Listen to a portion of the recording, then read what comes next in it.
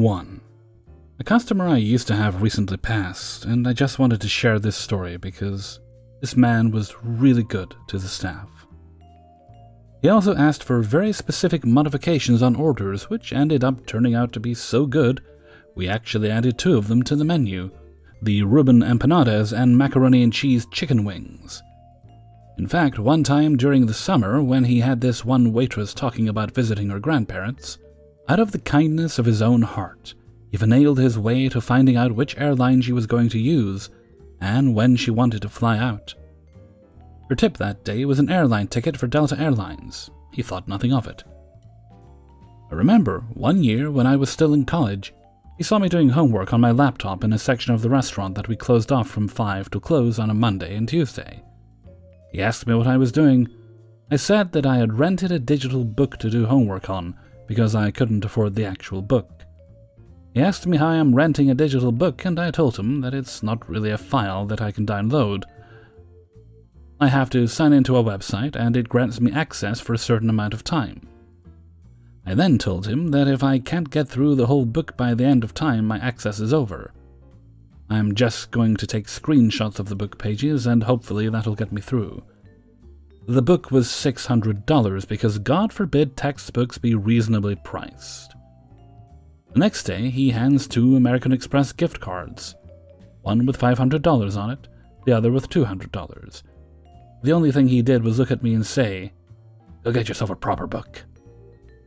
I remember one day he had this large smile on his face, and he ordered about $700 worth of food.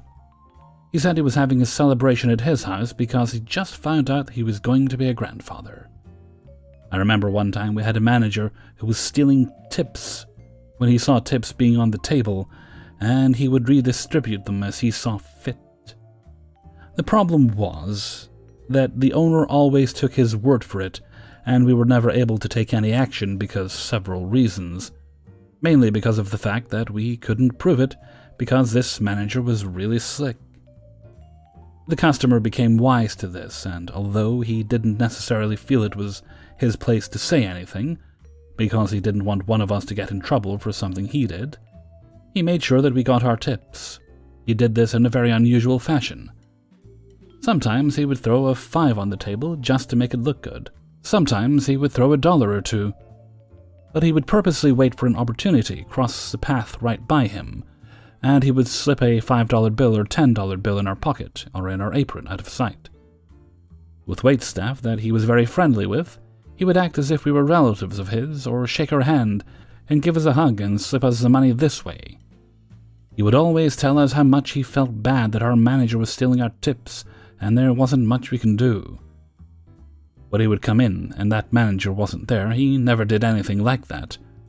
Only when that manager was there did he sneak us our proper tip. I remember one Christmas Eve, he gave the entire waitstaff $50 bills. Now this one particular time he did this out in the open and handed everyone a $50 tip, even if only one waiter served him. The manager saw this and demanded that everyone give in the $50. But that was our little miracle because that particular manager was a creature of habit, and the owner did not have a chance to tell him that he had installed a security camera in the dry storage to make sure nobody got in through that way. At the time, our dry storage was being remodeled, so there was a temporary doorway made to be outside for the construction workers.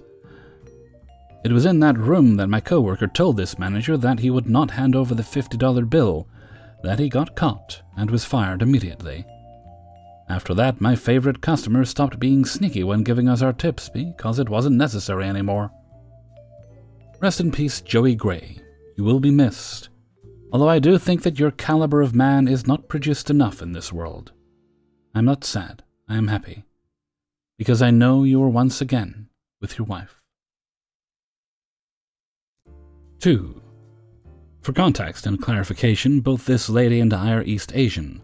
While I'm born and raised in Canada, I'm not sure where she was from, so I can't confirm whether or not she knew what a grilled cheese was. However, this lady spoke North American English, and had no accent whatsoever, so I understand maybe it being called possibly something else in another country. When I got my first job, I worked at a wildly popular tourist location in their cafe. Now, being a young 18-year-old at their first job, I did everything to a T. Working food service isn't hard, but the customers never make it easy for you. On this particular day, it was quite busy, and you couldn't see the end of the line. Kitchen was throwing orders up to the pass, and each cashier's transaction was probably no more than 2 minutes, so we were constantly moving. It was required of us to also upsell as much as possible, not that we were rewarded for it or anything, but if the manager didn't hear us try, we would get talked to. Yay, micromanaging! I had done a bunch of fairly easy orders, and customers would see how busy we were, so they were generally quite nice to us, except for this one lady, her husband, and a child that was definitely way too old for a stroller. This lady comes up, ready to order, but she has a question. I just wanted to know what the grilled cheese is. Like, what is that? In all honesty, I was a little shocked because it's not like a grilled cheese was like a food from a different culture. I could understand if it was literally any other food, but a grilled cheese is quite common in North America. Anyways, I explained to her that it was 2 pieces of bread with a few slices of cheese in between, that they grill on a panini press. She didn't really seem to understand the concept, but the rest of the conversation basically went like this. So it's like a sandwich? Yeah, they just grill it so that the cheese melts and is crispy. Okay, I'll get one of those then. Okay, cool. Would you like it with some fries and a drink? The lady instantly froze. I repeated the question and she just blinked. Did you want fries and a drink, or did you just want the grilled cheese by itself? I don't know what that means. Oh, did you want it as a combo, with fries and a drink? At this point, this lady was getting really annoyed, and I really probably should have ended this conversation. But alas, she went on. I don't know what that means, I just want a grilled cheese. Okay, I was just asking if you also wanted fries and a drink. And then she absolutely loses it. I don't know what that means. That's too many options. I just want the grilled cheese. Why are you being so rude? Her husband also chimes in and started yelling at me, saying that this was terrible customer service, and it was too complicated to understand, and I really just stood there waiting for them to finish. The lady ended up screaming and demanded that someone else take their order, because I was making it difficult for them. I pulled someone else to go help and walked into the kitchen and began crying instantly. Mostly out of frustration, because it was literally not that confusing. I watched through the kitchen doors as the guy helping this lady tried to calm her down, but she was throwing hands like her life depended on it. Funny thing is, this lady spoke perfect English, so it's not like she couldn't understand. To this day, anytime I see a grilled cheese, I just get flashbacks. 3. This is a story from 7 or 8 years ago when I was bartending at a restaurant on a slow night that was dislodged from my memory while reading some other posts. Guy calls in an order for a family appetizer, Italian-style nachos. I get the order, prep it, and have it waiting for him when he comes to pick it up. He chills inside, making small talk with me while I'm running his card. I run the card, hand him the receipts, and go to grab the food. I bring the food back, hand it to him, and say, "Have a good night." Up to this point, it was a totally normal interaction, until the worst thing to happen to anyone happens. Apparently, in my haste of normal existence, I forgot to give him a pen. A pen! You'd think the Holocaust had nothing on this moment right here. Now, you'd probably assume that he'd do what any normal functioning person would do and ask me for one. But he didn't do that. Instead, he slides 2 credit card receipts on the bar towards me, with a single penny sitting on top of each paper. I glance down at it, then look up at him as he says those ill-fated words. "Next time if you want a tip, you should probably give the person a pen," he says. I quickly turn around and grab a pen. My bad, I completely forgot. No, I already filled it out," as he scoots the receipts a bit closer to me. I glance down at them again and notice that he hasn't actually filled anything out. He just scratched out the thermal paper with the pennies that he so kindly left me through all the tip, total, and signature lines. So I just grab all the paper, pennies and all, crumple them up, and throw them away, while his look goes from being smug to confused to angry, with a quiet little, "Oh," when I threw it in the trash. Before he has a chance to speak, I quickly say, "Well, in that case, have a good night," and turn around and walk away before he gets to say anything back. He leaves in a huff, and sure enough, 10 minutes later we get a phone call. I know exactly who it is, so of course I answer it. And it's a guy asking for a manager. I pass it off to the shift manager who was working that night, also my best friend. I'd already told him the story of what happened, and say, "Hey, sorry about this." I circle back 5 to 10 minutes later, and he is still on the phone in the office. And as I walk by, he's glaring at me through the glass. Sure enough, we give him a coupon that he never collects. I noticeably don't get fired. All in all, this was one of the weirder stories I've had working in a restaurant, not the worst. But it's so fun to think on every once in a while. Just to remember his face when he realized I wasn't going to beg for forgiveness or money on a $14.99 appetizer. I haven't been a server since 2015, and I wonder if I could ever go back. 4. This is from 10 years ago. I used to work at a very popular restaurant. I cannot say the name, but it involves a chilled dairy dessert industrial facility. It was the middle of a weekday, had to have been a Tuesday or such, and barely past noon. A man, his wife, and their small child, maybe 2, come in and sit down. The man orders and drinks 2 alcoholic beverages of top-shelf liquor before their food even comes. This is probably a red flag to some of you.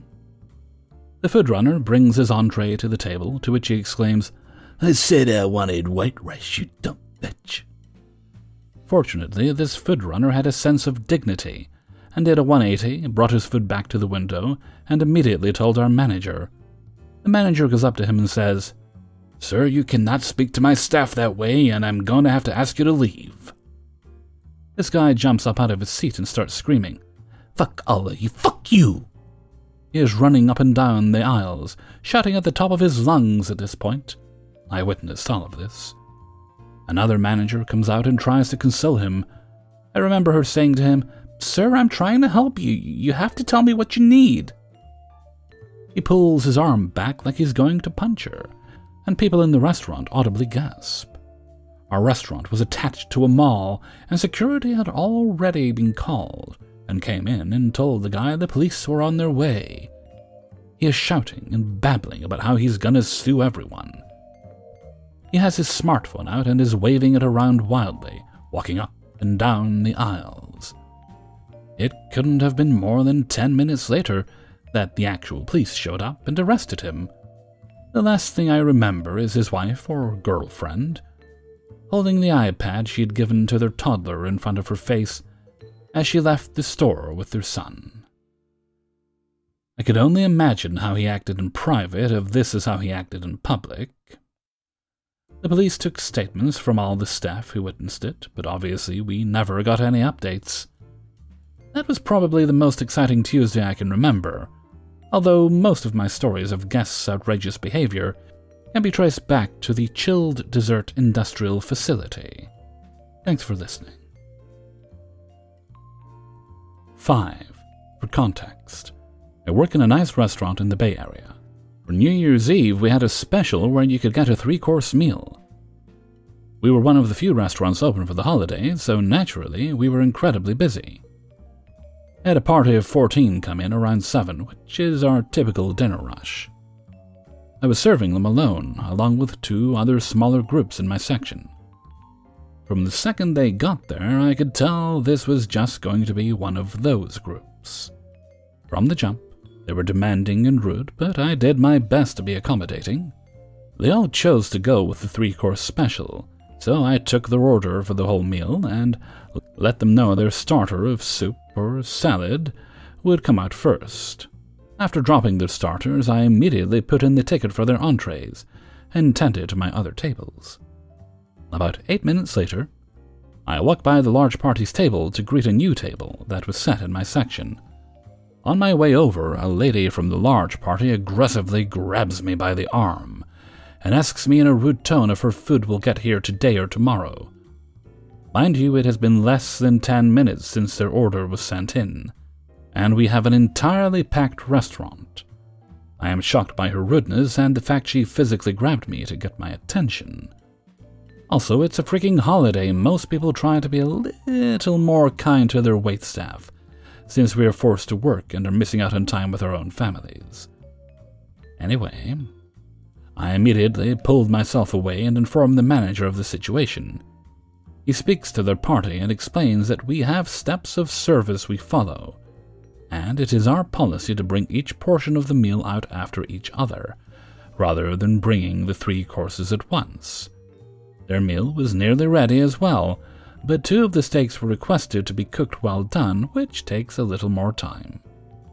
They waited about 15 minutes from the time their first courses were dropped, and most people had not finished their starters by the time they began complaining.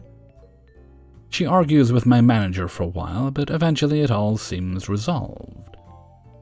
Fast forward to when their meal is served. 3 people send their perfectly cooked steaks back. They are complaining about the sides, even though they were clearly listed on the menu. They order more drinks from the bar and start yelling at random staff when it takes more than 2 minutes for our cocktail waitress to drop them off. You know, just all around being terrible people. They get my manager and demand for their mostly eaten plates to be comped, because they didn't like the food. When they finally get their check, they begin fighting with me over the living wage tax, which is a city-mandated tax that is included for all restaurants in the city, not just our establishment. They make a huge scene in front of the entire restaurant and are trying to call the city at 8 p.m. on a holiday to confirm that the tax is a real thing. After 30 minutes of this, they begrudgingly put cash in the book and try to leave. They get upset that my manager is sitting there counting it before allowing them to go. And of course, they were short around $50. They give us a card after some arguing and don't leave a tip on a $700 plus check. We don't have automatic gratuity on large parties for some reason I can't comprehend. This is probably one of the worst customers I've had in my years of serving, and has solidified the fact that I do not want to deal with another holiday season in the service industry. I hope you all had better luck last night than I did. Hey everybody, Hellfreezer here, and thank you very much for listening to Spinning Plates, episode 161. And thank you very much to everybody who allowed me to use their stories in this video. And, day late, but a Happy New Year to everyone. It's my first video recorded of the new year, as I technically recorded this on January 2nd. And before we go on, we have a little shout out to give to the author of story number 3. That goes to Reddit user Mr. Cellophane. Thank you very much, Mr. Cellophane, for allowing us to use your story. I hope everyone had a pleasant New Year's. I actually did. I spent time with my family, and then I came home and I ended up doing a 7-hour stream because I was just kind of chilled and mellow and having fun, so I ended up going for 7 hours, which is good because I got to play games with lots of people. Even a few people that don't usually have time were able to pop in, so it was nice. It's nice to get a chance to play with everyone that wants to. Playing Phasmophobia, of course, as usual. I've heard there are other games. Well, here we are, 2022. Does that mean anything? I don't think so. It doesn't mean anything significant as far as I recall. Oh, well, I'm sure we can make the most of it. Well, we'll knuckle down and try to get through the next year, eh? We'll hope for the best, prepare for the worst, with hopefully some, good conversation and good food in between. Oh, wait, no, that's a relationship.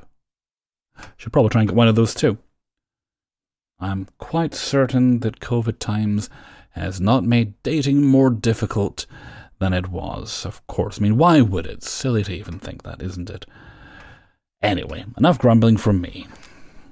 Right, see, right, Sunday, so, just a bit of a different thing today. spinning plates on a Sunday instead of a Saturday, just because it wasn't ready yesterday and it was ready today, so yay me.